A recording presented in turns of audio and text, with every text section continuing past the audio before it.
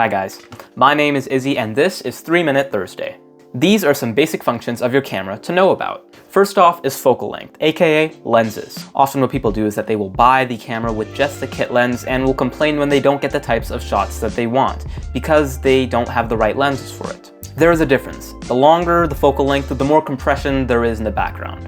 When I say compression, I mean sort of the background going out of focus and sort of coming in on itself. I'll put a couple of examples to see some compression.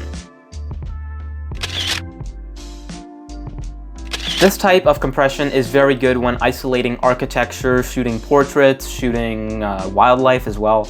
Because I'm a Canon Rebel user, the compression lens that I have is the 55-250 f4 to 5.6 with a variable aperture. So when you zoom in, the f-stop will go up, meaning your background will be less blurry. However, you still get that barrel compression because it's a telephoto lens. If you have a smaller focal length, it is considered to be a wide-angle lens and has little to no compression. If you were to zoom into the 50mm for focal length, that's when you would be getting not too wide, not too compressed, and that's usually the sweet spot for most people. Wide to mid-range focal length is great for covering landscapes, architecture, people, street photography, etc.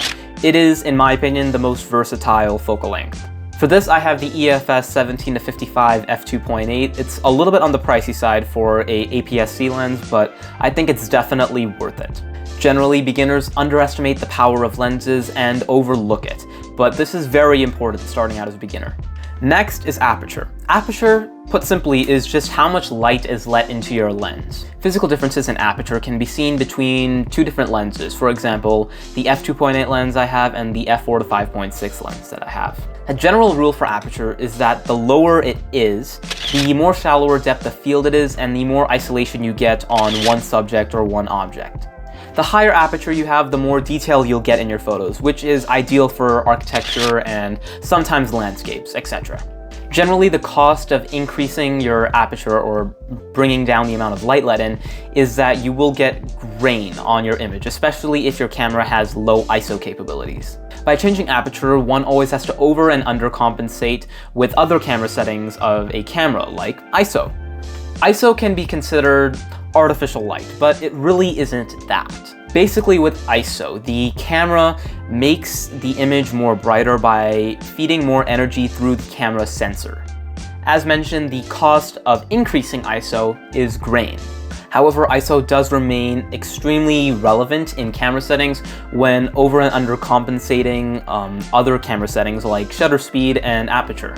Shutter speed is extremely important. This is arguably the most powerful setting in your camera as it controls two things. Basically, shutter speed is how long your shutter or your sensor is exposed to light, how long it has to capture the image. This affects the darkness and brightness of your image. Generally, a high shutter speed is great for capturing fast-moving objects. However, the faster the shutter speed, the less time in a second light is going to hit your sensor, which makes your image dark, and you will have to compensate in areas like aperture and ISO.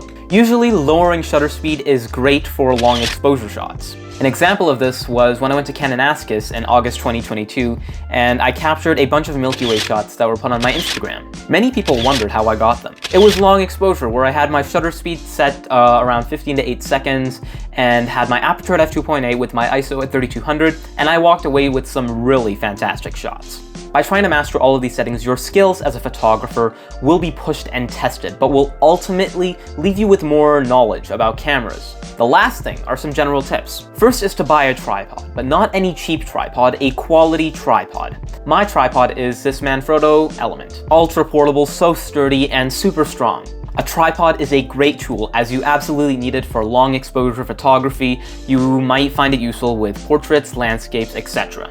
It can make a huge difference on how you use your camera. The last thing is to keep your camera on manual. By keeping your camera on auto, you're not gaining any useful skills from using the camera. By experimenting with manual, I can guarantee you will end up with a photo that looks 1,000 times better than anything you could take with auto. Keep your camera on manual as it will encourage you to learn every single aspect of your camera. That's all for 3 Minute Thursday. Thanks for watching, and I'll see you in the next one.